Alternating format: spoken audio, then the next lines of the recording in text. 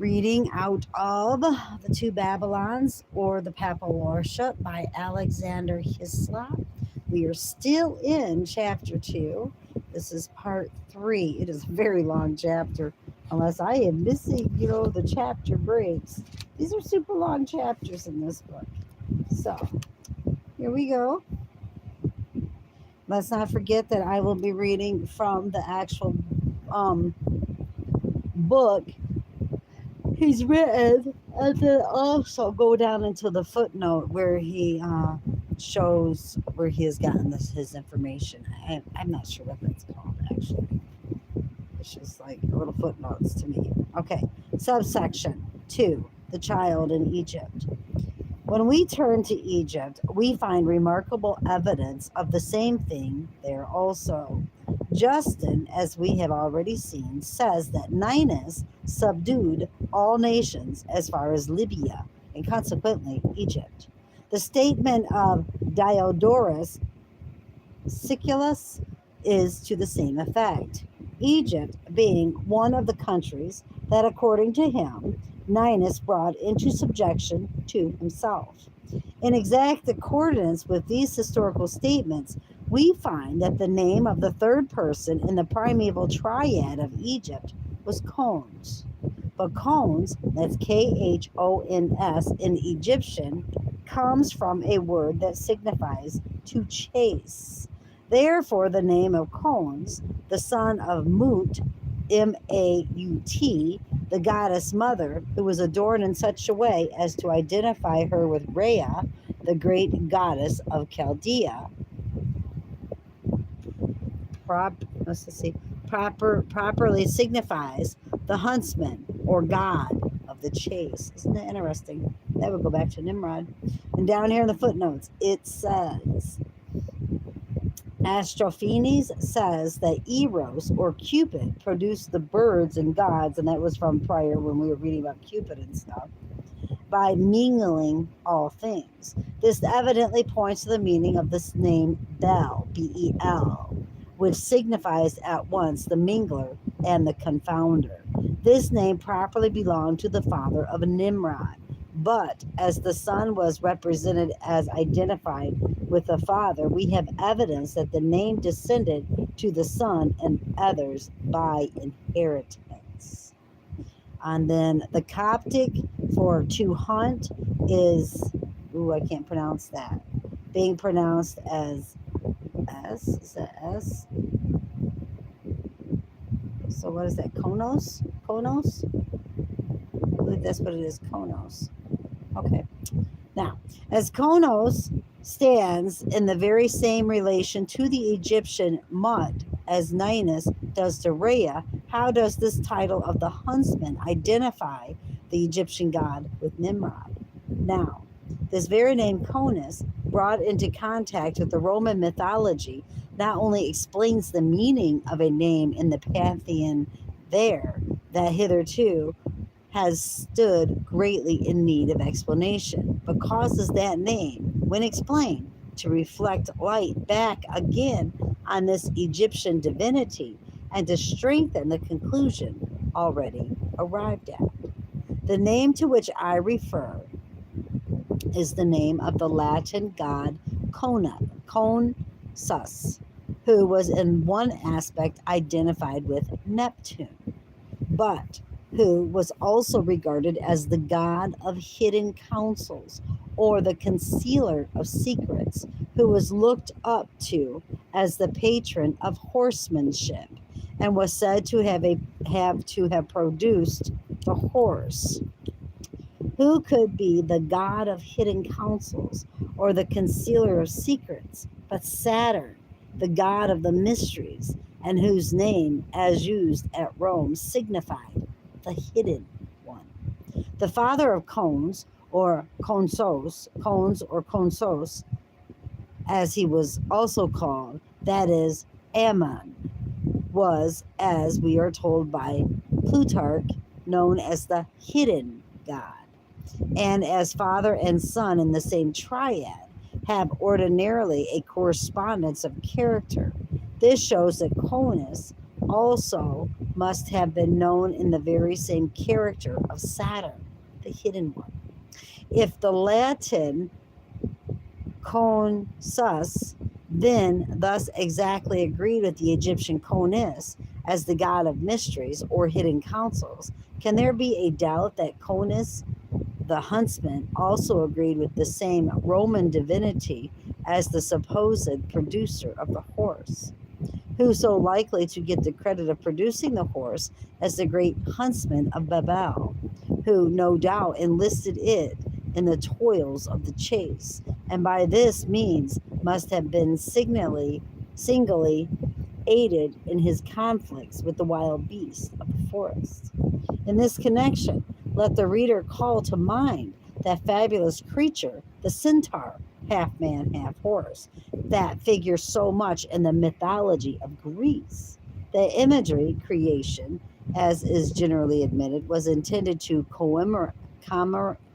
commemorate the man who first taught the art of horsemanship. Very interesting. Didn't know any of that. All right, the footnotes down below. The distinguishing decoration of Mut was the vulture headdress. Now, the name of Rhea, in one of its meanings, signifies a vulture. For the mystic meaning of this name, see Appendix Note C.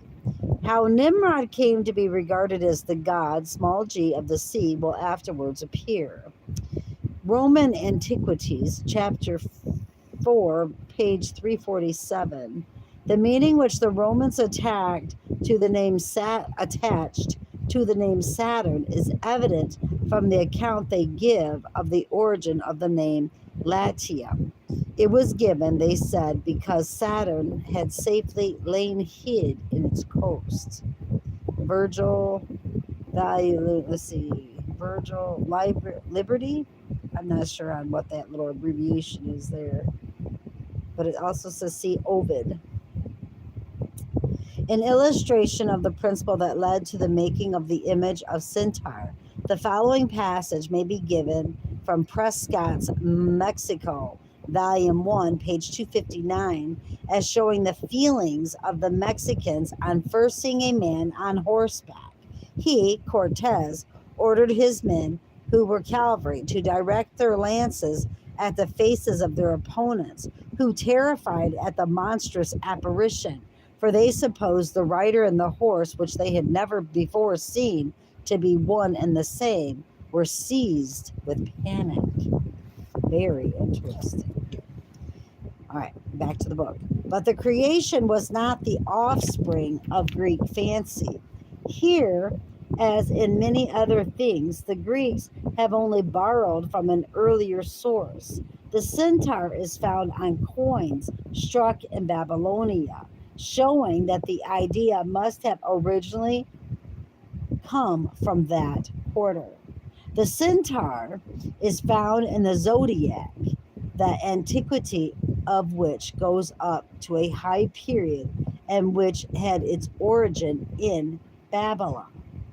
The centaur was represented, as we are expressively assured by Berosus, the Babylonian historian in the Temple of Babylon, and his language would seem to show that so also it had been in primeval times. The Greeks did themselves admit this antiquity and derivation of the centaur. For though Ixion was commonly represented as the father of the centaurs, yet they also acknowledged that the primitive centaurs was the same as Kronos, or Saturn, the father of the gods. But we have seen that Kronos was the first king of Babylon, or Nimrod. Consequently, the first centaur was the same. Now, the way in which the centaur was represented on the Babylonian coins and in the zodiac, viewed in this light, is very striking. The centaur was the same as the sign Sagittarius, or the archer. Oh, I didn't know that. If the founder of Babylon's glory was the mighty hunter, whose name, even in the days of Moses, was a proverb, Genesis 10:9, Wherefore it is said, even as Nimrod, the mighty hunter, before the Lord.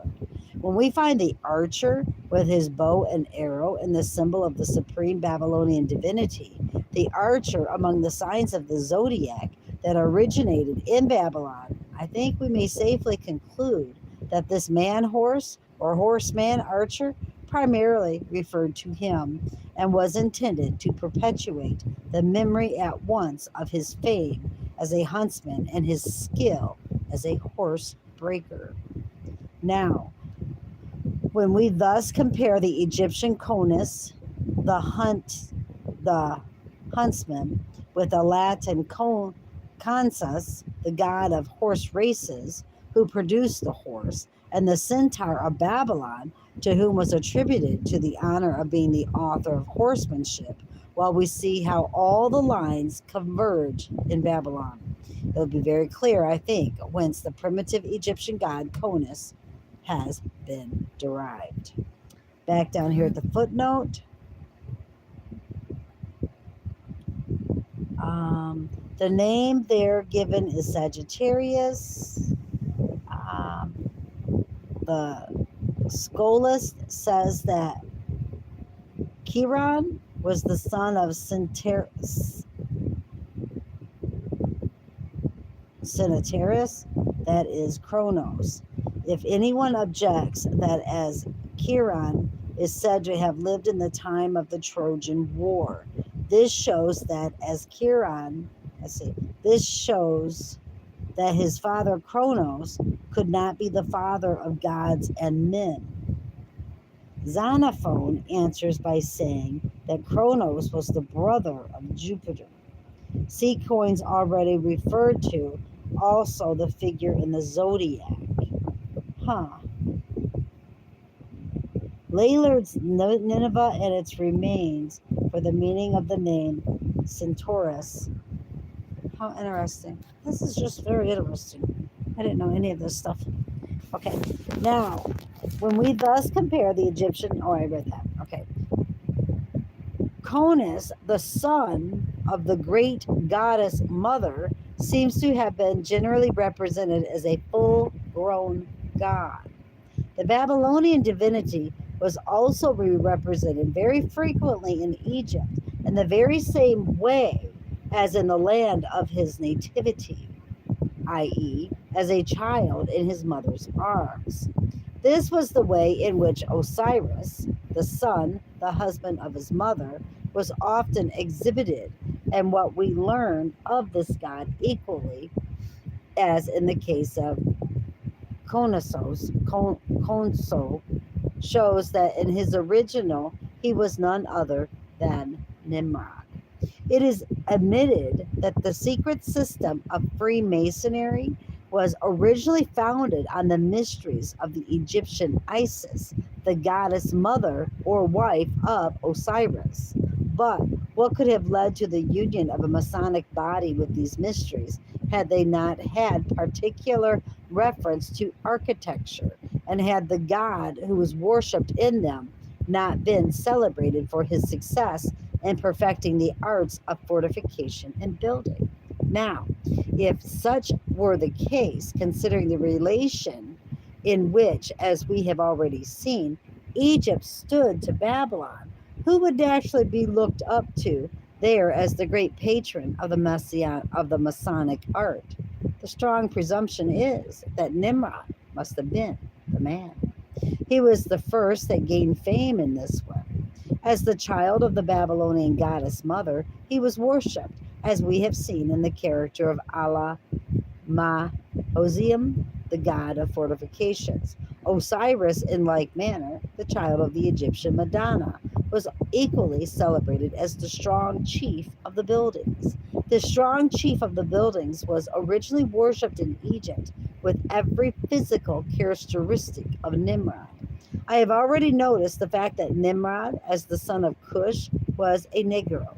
Now, there was a tradition in Egypt recorded by Plutarch that Osiris was black, which, in a land where the general complexion was dusky, must have implied something more than ordinary in its darkness. Plutarch also states that Horus the son of Osiris, was of a fair complexion, and it was in this way, for the most part, that Osiris was represented. But we have unequivocal evidence that Osiris, the son and husband of the great goddess of Egypt, was also represented as a veritable Negro. In Wilkinson, my phone keeps going off, I'm sorry. In Wilkinson may be found a representation of him with the unmistakable features of the genuine Cushite or Negro. Down here in the footnote, one of the symbols with which Konos was represented shows that even he was identified with the child god. For, says Wilkinson, at the side of his head fell the plaited lock of Harpocrates, or childhood. Well, I didn't know that. Huh. Okay. Bunsen would have it that there is a more random importation from some of the barbaric tribes, but the dress in which this Negro god is arrayed tells a different tale. That dress directly connects him with Nimrod. This Negro featured Osiris is clothed from head to foot in a spotted dress, the upper part being a leopard skin, the under part also being spotted and correspond with it. Now, the name Nimrod signifies the subduer of the leopard. This name seems to imply that as Nimrod had gained fame by subduing the horse and so making use of it in the chase, so his fame as a huntsman rested mainly on this, that he found out the art of making the leopard aid him in hunting the other wild beasts. A particular kind of tame leopard is used in India at this day for hunting of Bagajet. I don't know, the Mughal emperor of India. It is recorded that in his hunting establishment, he had not only hounds of various breeds, but leopards also, whose collars were set with jewels. Upon the words of the prophet Habakkuk, chapter 1, verse 8, swifter than leopards, Keto has the following remarks. The swiftness of the leopard is proverbial in all countries where it is found. This, conjoined with its other qualities, suggested the idea in the East of partially training it that it might be employed in hunting. Leopards are now rarely kept for hunting in Western Asia, unless by kings and governors, but they are more common in the eastern parts of Asia. Orosius relates that one was sent by the king of Portugal to the Pope, which excited great astonishment by the way in which it overtook and the facility with which it killed. Facility? Faculty with which it killed deer and wild boars. Lee Burren mentions a leopard kept by the Pasha who governed Gaza and other territories of the ancient Philistines, and which he frequently employed in hunting jackals. Down here in the footnote, Nimrod from Nimr, a leper, and Rada or Rad, to subdue. According to invariable customs in Hebrew, when two consonants come together as the two Ra in Nimrod, one of them is sunk. Thus, Nineveh, or Nineveh, the habitation of Ninus, becomes Nineveh. The name Nimrod is commonly derived from merid, to rebel, but a difficulty has always been found in regard to this derivation, as that would make the name Nimrod properly passive, not the rebel, but he who has rebelled against, he who was rebelled against. There is no doubt that Nimrod was a rebel and that his rebellion was celebrated in ancient myths, but his name in that character was not Nimrod, but Marduk, or as among the Romans, Mars, the rebel, or among the Oskins of Italy, Mamres, Smith, and whatever, the causer of rebellion. That the Roman Mars was really in his original the Babylonian god is evident from the name given to the goddess, who was recognized sometimes as his sister and sometimes as his wife, i.e., Belana, which in Chaldee signifies the lamenter of Bel, Bel, from Bel and Onak to lament. The Egyptian Isis, the sister and wife of Osiris, is in like manner represented, as we have seen, as lamenting her brother Osiris. Absolutely insane. Okay, back to the book. But it is in India that the cheetah, or hunting leopard, is most frequently employed and is seen in the perfection of his power. This custom of taming the leopard and pressing it into the service of man in this way is traced up to the earliest times of primitive antiquity. In the works of Sir William Jones, we find it stated from the Persian legends that Hoshang, the father of Tumors, who built Babylon, was the first who bred dogs and leopards for hunting. As Tammuz, who built Babylon, could be none other than Nimrod. This legend only attributes to his father what, as his name imports, he got the fame of doing himself. Now, as the classic god bearing the lion's skin is recognized by that sign as Hercules, the slayer of Nemean lion, so in like manner, the god clothed in the leopard skin would naturally be marked as Nimrod, the leopard subduer. That this leopard skin, as appertaining to the Egyptian god, was no occasional thing, we have clearest evidence. Wilkinson tells us that on all high occasions, when the Egyptian high priest was called to officiate, it was indispensable that he should do so wearing as his robe of office the leopard's skin. As it is a universal principle in all idolatries that the high priest wears the insignia of the god he serves. This indicates the importance which the spotted skin must have had attached to it as a symbol of the god himself.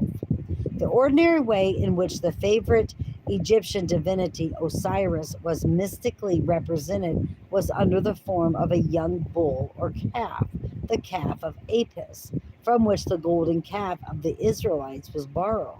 There was a reason why that calf should not commonly appear in the appropriate symbols of the god he represented, for that calf represented the divinity and the character of Saturn, the hidden one. Apis being only another name for Saturn, the cow of Adher. However, the female divinity corresponding to Apis is well known as a spotted cow, and it is singular that the Druids of Britain also worshipped a spotted cow. Rare though it be, however, to find an instance of the deified calf or young bull represented with spots, there is evidence still in existence that even it was sometimes so represented. The accompanying figures representing the divinity. Did I skip some? No. The accompanying figures represents, and this down here, there's like pictures, that divinity as copied by Colonel Hamilton Smith from the original collection made by the artist of the French Institute of Cairo. When we find that Osiris, the grand god of Egypt, under different forms, was thus arrayed in a leopard skin or spotted dress, and that the leopard skin dress was so indispensable a part of the sacred robes of his high priest, we may be sure that there was a deep meaning in such a costume. And what could that meaning be but just to identify Osiris with the Babylonian god who was celebrated as the leper tamer and who was worshipped even as he was, as Ninus, the child in his mother's arms? Subjection 3, subsection 3. Oh, I think I'm kind of getting it now. It's in different sections. I didn't get that until just now. Huh. Subsection 3, the child in Greece. Thus, much for Egypt coming into Greece, not only do we find evidence there to the same effect, but increase of that evidence. The god worshipped as a child in the arms of the great mother in Greece under the names of Dionysus or Bacchus or Icus is, by ancient inquiries, expressly identified with the Egyptian Osiris. This is the case with Herodotus, who had persecuted his inquirers in Egypt itself. Whoever speaks of Osiris as Bacchus. To the same purpose is the testimony of Diodorus Siculus. Orpheus, says he, introduced from Egypt the greatest part of the mystical ceremonies, the orgies that celebrate the wanderings of Ceres, and the whole fable of the shades below. The rites of Osiris and Bacchus are the same. Thus, of Isis and Ceres exactly resemble each other except in name. Now, as if to identify Bacchus with Nimrod, the leopard tamer, leopards were employed to draw his car. He himself was represented as clothed with a leper skin. His priests were attired in the same manner. Or when a leopard skin was dispensed with, the spotted skin of a fawn was used as priestly robes in its stead. This very custom of wearing the spotted fawn skin seems to have been imported into Greece originally from Assyria, where a spotted fawn was a sacred emblem, as we learn from Nineveh sculptures. For there we find a divinity bearing a spotted fawn. Oh, yeah, the one that I think I posted. Or spotted fallow deer in his arms as a symbol of some mysterious import.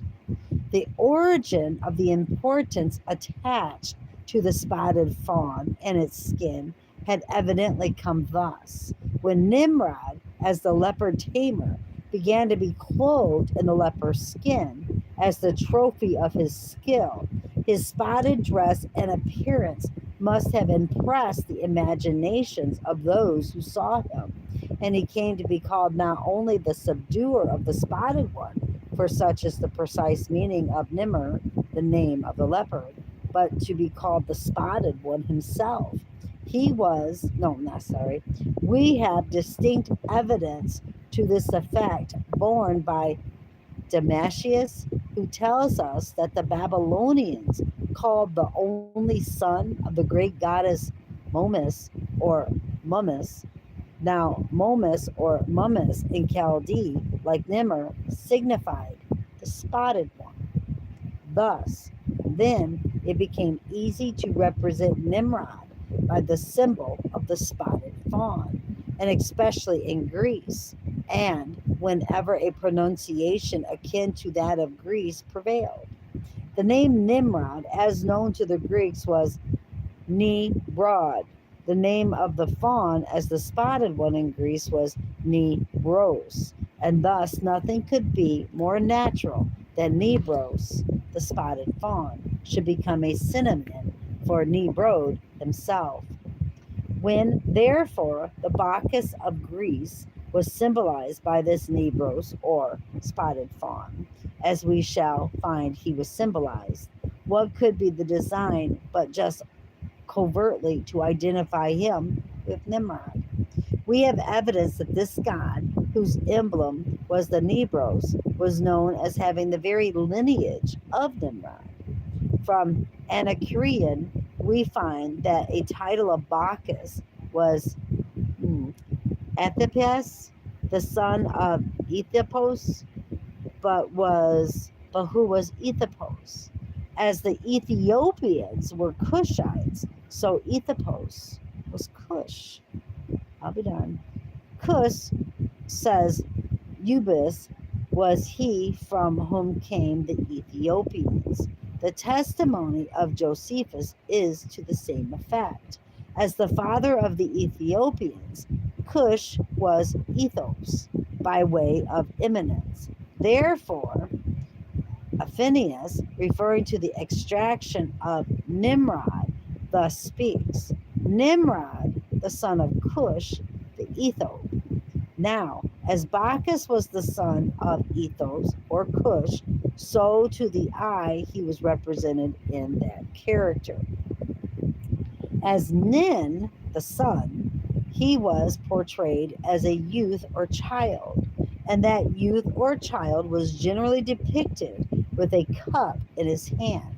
That cup, to the multitude, exhibited him as the god of drunken revelry, and of such revelry in his orgies, no doubt there was abundance.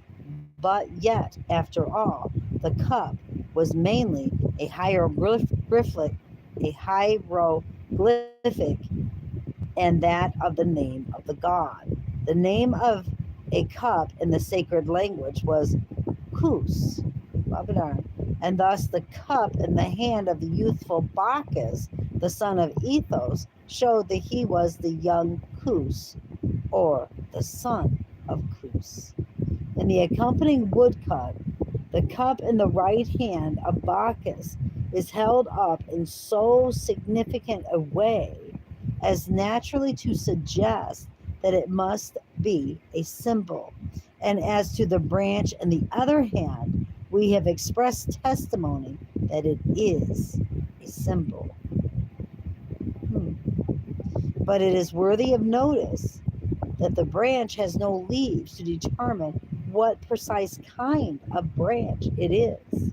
It must therefore be a generic emblem for a branch or a symbol of a branch in general, and consequently it needs the cup as its complement to determine specifically what sort of branch it is.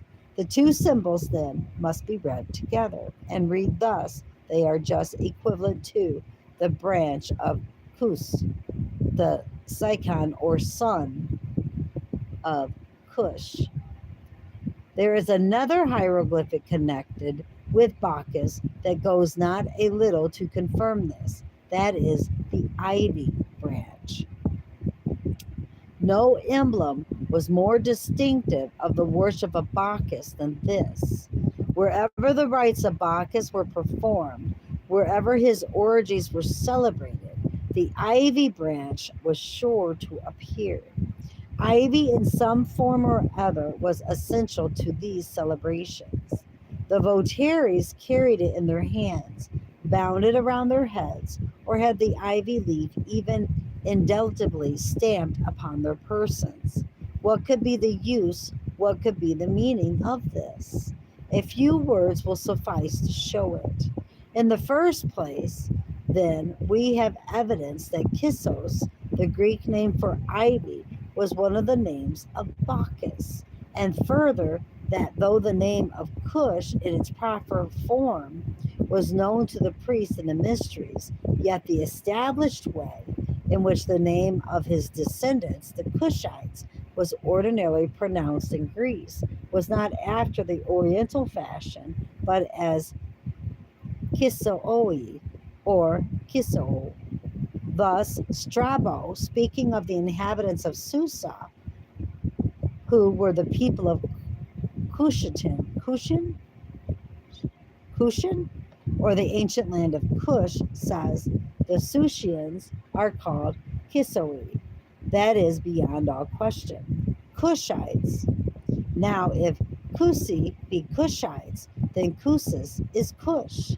Then further, the branch of ivy that occupied so conspicuous a place in all Bacchanalian celebrations was an express symbol of Bacchus himself.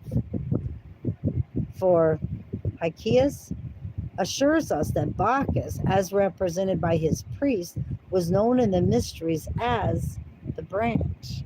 From this, then, it appears how Kissos, the Greek name of ivy, became the name of Bacchus. As the son of Cush, and as identified with him, he was sometimes called by his father's name, Kissos. How very interesting is all of that? Okay, down here in the footnote, everyone knows that Homer's, I can't pronounce those, that's Greek, I'm almost positive, or branch of Mars is the same as a son of Mars. The hieroglyphic above was evidently formed on the same principle, that the cup alone in the hand of the youthful Bacchus was intended to designate him as the young Cus, or the boy Cus. We may fairly conclude from a statement of Pausanias in which he represents the boy Kuathos as acting the part of a cup bearer and presenting a cup to Hercules. Kuthos in the Greek for a cup and is evidently derived from the Hebrew kus, a cup, which in one of its Chaldee forms becomes kuth or kuath.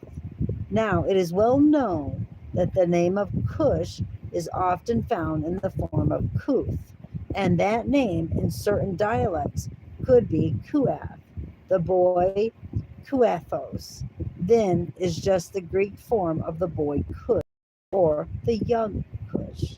The reader will not fail to notice the spots on the robe of the figure on opposite page. And yeah, there's spots all over this little picture here. The berries or unopened flower buds at the end of the twigs may indicate the ivy plant. Thus, not thus, this, however, would not invalidate but rather strengthen the general argument. Very interesting. All right, back to the book. His actual relation, however, to his father was specifically brought out by the ivy branch for the branch of Kissos, which to the profane vulgar was only the branch of ivy, was to be the initiated, the branch of Cush. Now, this god, who was recognized as the Psychon of Cush, was worshipped under a name which, while appropriate to him in his vulgar character as the god of the vintage, did also describe him as the great fortifier. That name was Basarius, which in its twofold meaning signified at once the hoser or the houser of grapes or the vintage gatherer, and the encompasser with a wall. In this latter sense, identifying the Grecian god with the Egyptian Osiris, the strong chief of the buildings, and with the Assyrian Belus, who encompassed Babylon with a wall. Thus, from Assyria, Egypt, and Greece, we have culminated and overwhelming evidence, all the conspiring to demonstrate that the child worshipped in the arms of the goddess mother in all these countries, and the very character of Ninus or Nine, the son, was Nimrod, the son of Cush. A feature here or an incident there may have been borrowed from some succeeding hero, but it seems impossible to doubt that of that child Nimrod was the prototype, the grand original. I have to say, he's pretty well convinced me. Now, down here in the footnote, the chaplet or headband of ivy had evidently a similar hieroglyphical meaning to the above, for the Greek Zirinkuso is either a band or circulet of ivy, or the seed of Cush. The formation of the Greek zera, a zone or enclosing band from the Chaldee zer, to encompass, shows that zero, the seed, which was also pronounced zera, would in like manner and some Greek dialects become xeris. Kiso, ivory in Greek, retains the radical idea of the Chaldee kosia, to cover or hide, or kosia, from which there is reason to believe the connection with this. It may be stated that the second person of the Phoenician Trinity was Kusaros, which evidently in Kus Zoro, the seed of Cush. We've already seen that the Phoenicians derived their mythology from Assyria. Very interesting indeed.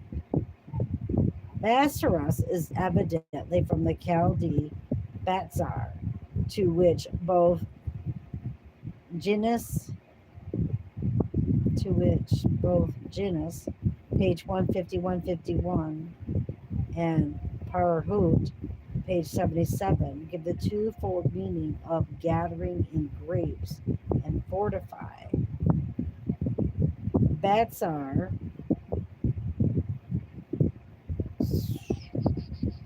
what is it? Softened unto bizarre, and the very same way as Nebuchadnezzar is pronounced.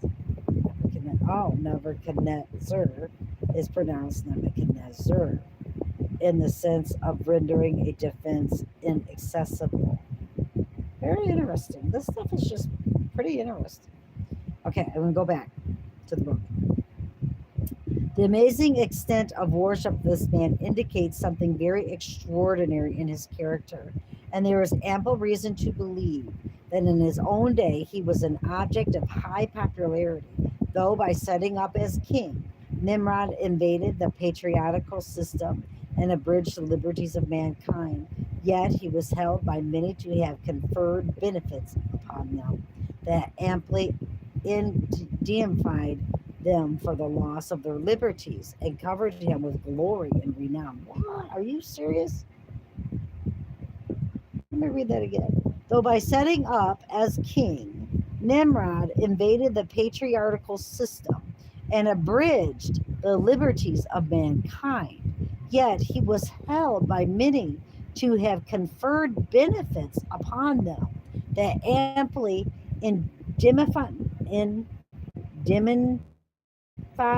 them for the loss of their liberties and covered him with glory and renown. By the time that he appeared, the wild beasts of the forest, multiplying more rapidly than the human race, must have committed great depredations on the scattered and straggling populations of the earth, and must have inspired great terror into the minds of men. The danger arising to the lives of men from such a source as this, when population is scanty, is implied in the reason given by God Himself for not driving out the doomed Canaanites before Israel at once. Yeah, that's right. He did say that. Though the measure of their iniquity was full. I will not drive them out from before thee in 1 year, lest the land become desolate and the beasts in the field might multiply against thee. By little and little I will drive them out from before thee until thou be increased. Yes, I just read that. The exploits of Nimrod, therefore, is hunting down the wild beasts of the field and riddling the world of monsters, must have gained for him the character of a preeminent benefactor of his race. By this means, not less than by the bands he trained, was his power acquired when he first began to be mighty upon the earth, and in the same way, no doubt, was that power consolidated. Then, over and above, as the first great city builder after the flood, by gathering men together in masses and surrounding them with walls, he did still more to enable them to pass their days in security, free from the alarms to which they had been exposed in their scattered life, when no one could tell but that at any moment he might be called to engage in deadly conflict with prowling wild beasts in defense of his own life and of those who were dear to him. Within the battlements of a fortified city, no such danger from savage animals was to be dreaded, And for the security afforded in this way, men no doubt looked upon themselves as greatly indebted to Nimrod. No wonder, therefore, that the names of this mighty hunter, who was at the same time the prototype of the god of fortifications, should become a name of renown. Had Nimrod gained renown only thus, it had been well. But not content with delivering men from the fear of wild beasts, he set to work also to emancipate them from that fear of the Lord, which is the beginning of wisdom, and in which alone true happiness can be found. For this very thing he seems to have gained as one of the titles by which men delighted to honor him, the title of the Emancipator or Deliverer. The reader may remember a name that has already come under his notice. That name is the name of Phoroneus. The era of Phoroneus is exactly the error, not error, but era of Nimrod. He lived about the time when men had used one speech, when the confusion of tongues began, and when mankind was scattered abroad. He is said to have been the first that gathered mankind into communities, the first of mortals that reigned, and the first that offered idolatrous sacrifices. That is crazy.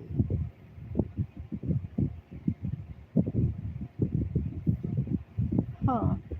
Down here in the footnote, it says um, the words are premius, Junani, sacrifices dictor. The meaning of this probably is that he first set up the dove, Juni, as a material and visible symbol of the Holy Spirit. See next section. Oh, okay. This character can agree with none. Back to the book. This character can agree with none but that of Nimrod. Now, the name given to him in connection with his gathering men together and offering idolatrous sacrifices very significant. Porphinus, in one of its meanings, and that one of the most natural, signifies the apostate. Whoa. That name had very likely been given him by the uninfected portion of the sons of Noah. But that name had also another meaning, that is, to set free. And therefore, his name adherents adopted it and glorified the great apostate from the primeval faith, though he was the first that abridged the liberties of mankind as the grand emancipator. And hence, in one form or other, this title was handed down to his deified successors as a title of honor. All tradition from the earliest times bears testimony to the apostasy of Nimrod and to his success in leading men away from the patriarchal faith and delivering their minds from that awe of God and fear of the judgments of heaven that must have rested on them, while yet the memory of the flood was recent. And according to all the principles of depraved human nature, this too, no doubt, was one grand element in his fame. For men will readily rally around any one who can give the least appearance of plausibility to any doctrine which will teach that they can be assured of happiness and heaven at last, though their hearts and natures are unchanged, and though they live without God in the world. Wow, absolutely insane. I'm going to end that there for now, just because this right here is so much. It's not even funny. I mean, I don't know about you guys, but I mean, it gets my head spinning. And it's kind of difficult to read. Obviously, you can tell that as I'm messing up left and right. But I had promised the brother in Christ that I would read it. And I said, I'm uneducated and I stumble on my words and stuff. So if you can't handle this reading, bypass it altogether. I love you all so very much. Keep your eyes on Jesus, brothers and sisters. Your nose in the book, which is the Word of God, and embed the Word of God upon the tablets of your hearts, so you and I will not sin against God or be deceived. Till next time.